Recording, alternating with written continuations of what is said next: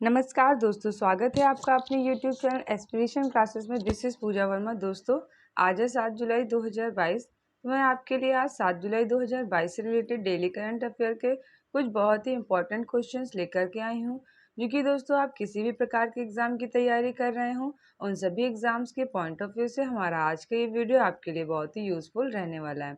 लेकिन दोस्तों, 7 जुलाई की करंट अफेयर स्टार्ट करने से पहले हम आपको 6 जुलाई का रिवीजन कराएंगे, क्योंकि दोस्तों रिवीजन करने से क्या होता है, हमें अपने क्वेश्चंस याद हो जाते हैं। तो दोस्तों, यदि आपको हमारे आज की वीडियो की पीडीएफ चाहिए तो डिस्क्रिप्शन पर दिए गए व्हाट्सएप लिंक में जाकर आप पीडीएफ आज की डाउनलोड कर सकते हैं। चलिए दोस्तों, हम अपना रिवीजन स्टार्ट करते हैं। हमारे रिवीजन का पहला प्रश्न है, राष्ट्रीय कोशिका विज्ञान केंद्र के नए निदेशक कौन बने हैं?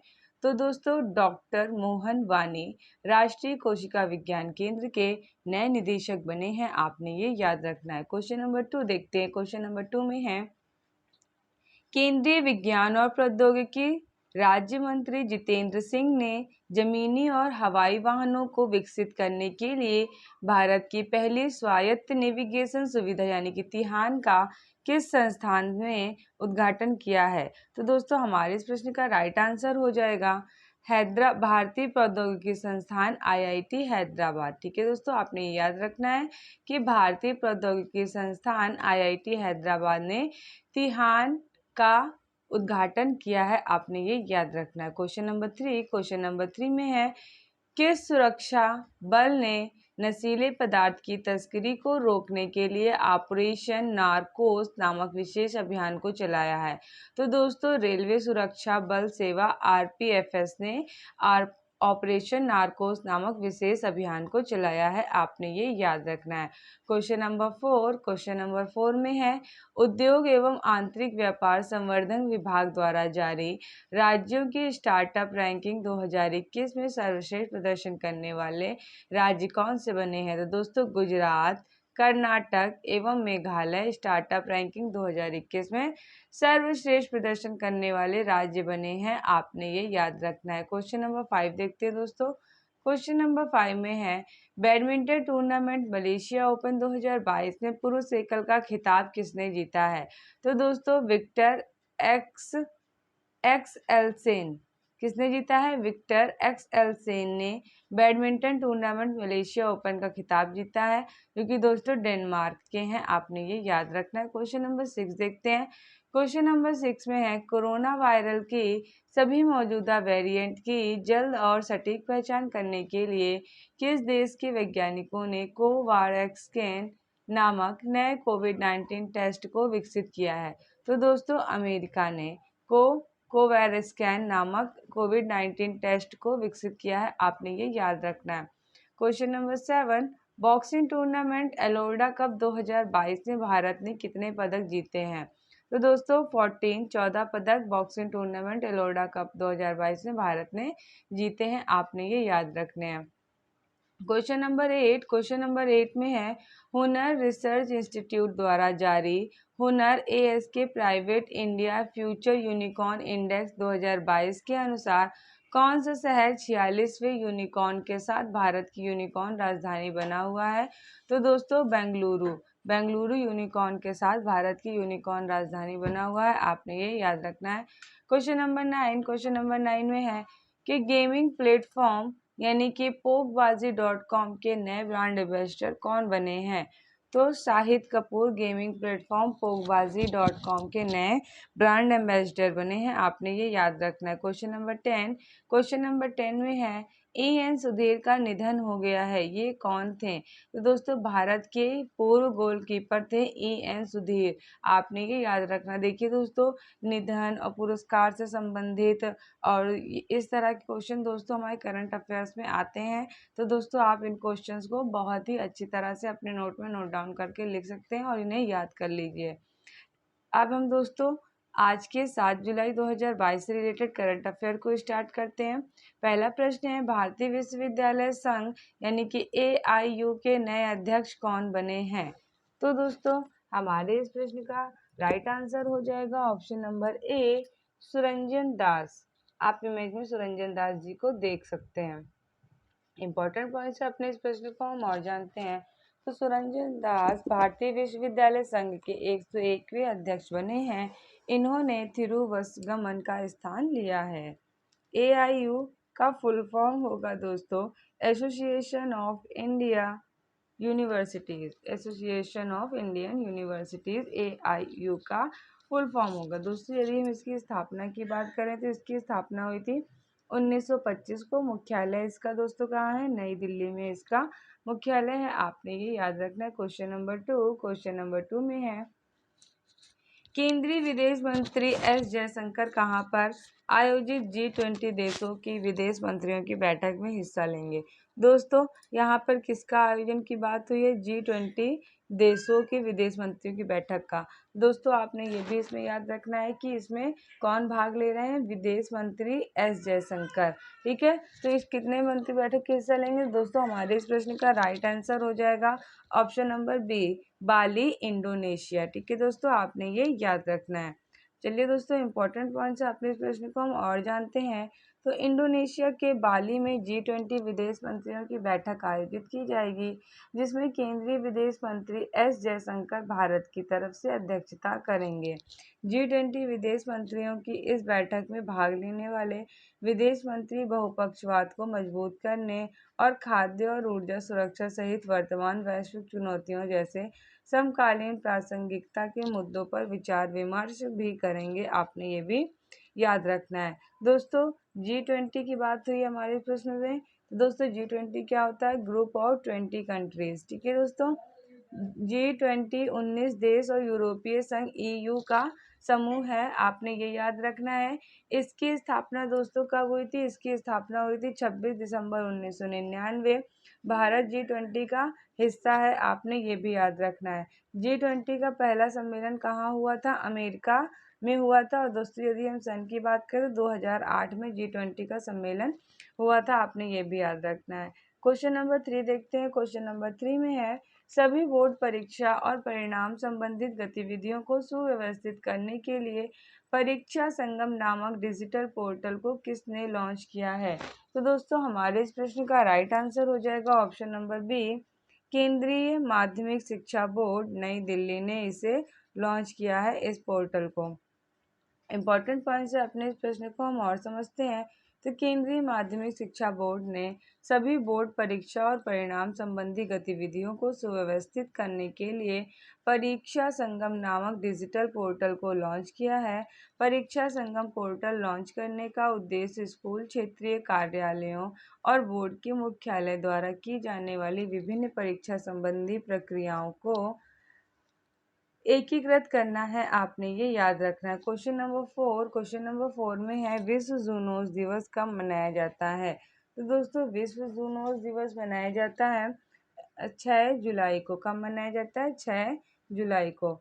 इम्पोर्टेंट पॉइंट से अपने इस प्रश्न को और समझते हैं। तो विश्व जूनोस दिवस हर साल 6 जुलाई को फ्रांसीसी जीव विज्ञानी लुई पाश्चर के काम को याद करने के लिए मनाया जाता है।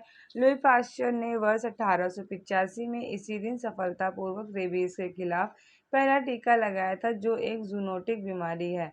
वर्ष 2022 की थीम की यदि हम बात करें तो दोस्तों इस बार की थीम थी let's break the chain of zoonotic. दोस्तों हमारे एग्जाम्स में सीधे सीधे थीम्स को पूछ लिया जाता है और एग्जाम्स के पॉइंट ऑफ व्यू से थीम बहुत इंपॉर्टेंट होती हैं, तो दोस्तों आप इन्हें बिल्कुल भी ना भूलिए। चलिए दोस्तों क्वेश्चन नंबर 5 देखते हैं। क्वेश्चन नंबर 5 में है, प्रतिष्ठित फील्ड मेडल पुरस्कार 2022 से किसे सम्मानित किया गया है? तो दोस्तों हमारे इस प्रश्न का राइट आंसर हो जाएगा ऑप्शन नंबर डी, उपर्युक्त सभी को, यानी कि हुगो डोमिनल कोपेन जो कि फ्रांसीसी गणितज्ञ हैं, जून हू जो कि अमेरिकी गणितज्ञ हैं, और मेरिना विजा वियाजोवस्का जो कि यूक्रेन की गणितज्ञ हैं। आपने ये याद रखना है कि प्रतिष्ठित फील्ड मेडल पुरस्कार से इन सभी को सम्मानित किया गया है। इम्पोर्टेंट पॉइंट से अपने इस प्रश्न को हम और जानते हैं। तो फील्ड मेडल पुरस्कार का नाम कनाडा के गणितज्ञ जॉन चार्ल्स फील्ड के सम्मान में रखा गया था। Field medal international mathematical union की अंतर्राष्ट्रीय कांग्रेस में 40 साल से कम उम्र ये 2, 3 या 4 गणितज्ञों को दिया जाने वाला एक पुरस्कार है, जो हर साल में एक बार दिया जाता है। आपने ये भी याद रखना है। क्वेश्चन नंबर 6 देखते हैं दोस्तों। क्वेश्चन नंबर 6 में है, पंजाब के नए मुख्य सचिव कौन बने हैं? तो दोस्तों हमारे इस प्रश्न का राइट आंसर हो जाएगा ऑप्शन नंबर सी, वी के जंजुआ। वी के जंजुआ को आप इमेज में देख सकते हैं, ये पंजाब के नए मुख्य सचिव बने हैं। इंपॉर्टेंट पॉइंट्स अपने इस प्रश्न को हम और जानते हैं। तो वी के जंजुआ पंजाब के नए मुख्य सचिव बने हैं। इन्होंने अनिरुद्ध तिवारी का स्थान लिया। दोस्तों आपने ये भी याद रखना है, ये वी के जंजुआ से पहले पंजाब के मुख्य सचिव कौन थे? अनिरुद्ध तिवारी थे। दोस्तों हमारे इस प्रश्न में पंजाब राज्य की बात हुई है, पंजाब राज्य से रिलेटेड भी इंपॉर्टेंट पॉइंट को हम देख लेते हैं। तो पंजाब की स्थापना कब हुई थी? 1 नवंबर 1966। पंजाब की राजधानी चंडीगढ़। पंजाब के गवर्नर कौन है? बनवारी लाल पुरोहित पंजाब के गवर्नर है। पंजाब के मुख्यमंत्री की यदि हम बात करें तो पंजाब के मुख्यमंत्री है भगवंत मान। पंजाब के मुख्य न्यायाधीश कौन है? पंजाब के मुख्य न्यायाधीश हैं रविशंकर झा। पंजाब का पड़ोसी देश कौन सा है दोस्तों? तो वो है पाकिस्तान। पंजाब के लोकसभा सीट की यदि हम बात करें तो पंजाब की लोकसभा सीटें कितनी है? 13। पंजाब में राज्यसभा सीट कितनी है? 7। विधानसभा सीटें कितनी है? 117। आपने ये सभी याद रखना है। दोस्तों क्वेश्चन नंबर 7 देखते हैं। क्वेश्चन नंबर 7 में है, केंद्रीय खाद्य और उपभोक्ता मामलों के मंत्री पीयूष गोयल द्वारा जारी राष्ट्रीय खाद्य सुरक्षा अधिनियम सूचकांक 2022 में कौन सा राज्य शीर्ष स्थान पर रहा है? तो दोस्तों हमारे इस प्रश्न का राइट आंसर हो जाएगा ऑप्शन नंबर ए, उड़ीसा राज्य शीर्ष स्थान पर रहा है। आपने ये याद रखना है। इंपॉर्टेंट पॉइंट से अपने इस प्रश्न को हम और जानते हैं। तो राष्ट्रीय खाद्य सुरक्षा अधिनियम NFSA सूचकांक में उड़ीसा राज्य 0.836 के स्कोर के साथ शीर्ष स्थान पर रहा है। यह राष्ट्रीय खाद्य सुरक्षा अधिनियम सूचकांक का पहला संस्करण था, जिसे 3 प्रमुख स्तंभों पर बनाया गया है, जो NFSA कवरेज, लक्ष्यीकरण और अधिनियम के प्रावधान, डिलीवरी प्लेटफॉर्म और पोषण संबंधी पहल है। विशेष श्रेणी के राज्यों में पहला स्थान दोस्तों किसका है? किस राज्य का है? तो वो त्रिपुरा राज्य का है। आपने ये याद रखना है।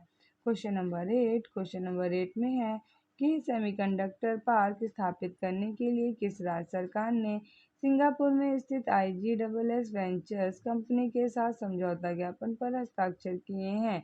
तो दोस्तों हमारे इस प्रश्न का राइट आंसर हो जाएगा ऑप्शन नंबर ए, तमिलनाडु राज्य के साथ समझौता ज्ञापन पर हस्ताक्षर किए हैं। इंपॉर्टेंट पॉइंट्स अपने इस प्रश्न को हम और जानते हैं। तमिलनाडु राज्य की सरकार ने सेमीकंडक्टर पार्क की स्थापित करने के लिए सिंगापुर में स्थित IGSS वेंचर्स कंपनी के साथ समझौता ज्ञापन पर हस्ताक्षर किए हैं।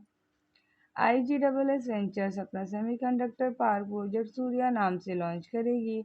इस समझौते के तहत IGSS वेंचर्स कंपनी तमिलनाडु में अगले 500 वर्षों तक 25,600 करोड़ रुपए का निवेश करेगी, जिसमें 1,500 लोगों के लिए प्रत्यक्ष रोजगार भी मिलेगा। आपने ये याद रखना है। क्वेश्चन नंबर 9 देखते हैं दोस्तों। क्वेश्चन नंबर 9 में है, महिला और पुरुष क्रिकेट खिलाड़ियों का एक समान वेतन देने की घोषणा करने वाला विश्व का पहला क्रिकेट बोर्ड कौन सा बना है? तो दोस्तों हमारे इस प्रश्न का राइट आंसर हो जाएगा option number B, New Zealand cricket board. ये विश्व का पहला क्रिकेट बोर्ड बना है, महिला और पुरुष खिलाड़ियों को एक समान वेतन देने वाला। इंपॉर्टेंट पॉइंट से अपने इस प्रश्न को हम और जानते हैं। तो न्यूजीलैंड क्रिकेट बोर्ड यानी कि NZC महिला और पुरुष क्रिकेट खिलाड़ियों को एक समान वेतन देने की घोषणा करने वाला विश्व का पहला क्रिकेट बोर्ड बन गया है। न्यूजीलैंड क्रिकेट बोर्ड और खिलाड़ी संघ के बीच 5 साल का ऐतिहासिक समझौता हुआ है, जिसके तहत पुरुष और महिला क्रिकेटरों पोस्ट सभी प्रारूपों और प्रतियोगिताओं में समान मैच फीस मिलेगी। आपने ये याद रखना है। क्वेश्चन नंबर 10, अक्षय ऊर्जा कंपनी ग्रीन को के तहत विज्ञान और प्रौद्योगिकी के लिए स्कूल स्थापित करने के लिए किस संस्थान के साथ समझौता ज्ञापन पर हस्ताक्षर किए हैं? तो दोस्तों हमारे इस प्रश्न का राइट आंसर हो जाएगा ऑप्शन नंबर डी, भारतीय प्रौद्योगिकी संस्थान IIT हैदराबाद ने इस ज्ञापन संस्था पर हस्ताक्षर किए हैं। इंपॉर्टेंट पॉइंट से अपने इस प्रश्न को हम और जानते हैं। तो ये स्कूल ग्रीन को school of sustainable science and technology के नाम से जाना जाएगा।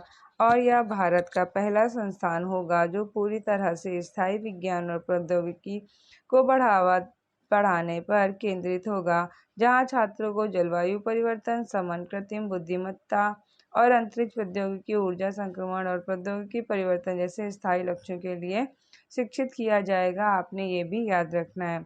दोस्तों, अब हम बात करते हैं 7 जुलाई 2022 के ही अन्य महत्वपूर्ण प्रश्नों की, जो कि दोस्तों हम आपके लिए वन लाइनर फॉर्म में लेकर के आते हैं, क्योंकि दोस्तों आपके एग्जाम के पॉइंट ऑफ व्यू से हमारा यह पार्ट भी आपके लिए बहुत इंपॉर्टेंट रहने वाला है। तो चलिए दोस्तों, क्वेश्चन नंबर 11 देखते हैं। क्वेश्चन नंबर 11 में है, भारतीय पाकिस्तान को नूर सुल्तान में आयोजित बॉक्सिंग टूर्नामेंट एलोरा कप 2022 में भारतीय मुक्केबाज खिलाड़ी आल्फिया पठान और गीतिका ने कौन सा पदक जीता है? तो दोस्तों, इस प्रश्न का राइट आंसर है स्वर्ण पदक जीता है। आपने ये याद रखना है। क्वेश्चन नंबर 12, संयुक्त राष्ट्र महासचिव ने किस भारतीय को दक्षिण सूडान में संयुक्त राष्ट्र मिशन के एनफोर्स कमांडर के रूप में नियुक्त किया है? तो लेफ्टिनेंट जनरल मोहन सुब्रमण्यम को राष्ट्रीय मिशन के एनफोर्स कमांडर के रूप में नियुक्त किया गया है। आपने ये याद रखना है। क्वेश्चन नंबर 13 में है, भारत की किस समुद्री गश्ती विमान ने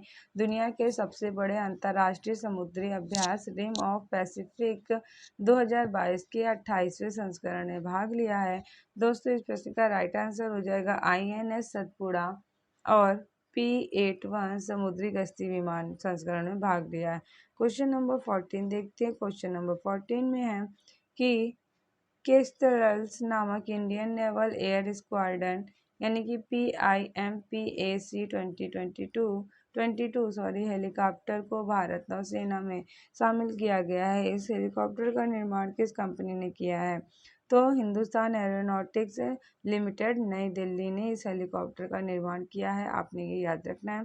क्वेश्चन नंबर 15, वैज्ञानिकों ने हिमाचल प्रदेश के हमीरपुर और मंडी जिले में 188 वर्षों बाद विलुप्त हुई पौधे की प्रजाति को खोजा है। इस प्रजाति का क्या नाम है? दोस्तों, इस प्रजाति का नाम है बैरेक्टिस लेमा अटेंट्यूनम। ठीक है दोस्तों, आपने ये याद रखना है कि ब्रैक्टिस लेमा एंड अटेंटिनम इस प्रजाति का नाम है, जो कि 188 वर्षों बाद विलुप्त हुई पौधों की प्रजाति है। आपने ये याद रखना है। तो दोस्तों, इस तरह से आज की वीडियो में हमने पढ़ा। पहले हमने कल के प्रश्नों का रिवीजन किया, फिर 7 जुलाई 2022 से रिलेटेड डेली करंट अफेयर के क्वेश्चंस को विद एक्सप्लेनेशन पढ़ा। फिर दोस्तों, हमने 5 वन लाइनर क्वेश्चन को भी हमने आज के अपने इस वीडियो में कवर किया। तो दोस्तों, इस तरह से हमारा आज का वीडियो यहीं पे समाप्त होता है। आई होप तो आपको हमारा ये वीडियो पसंद आया होगा। अंत तक हमारी वीडियो में बने रहने के लिए बहुत बहुत धन्यवाद। तो चलिए मिलते हैं आपसे अपने अगली वीडियो में, तब तक के लिए धन्यवाद।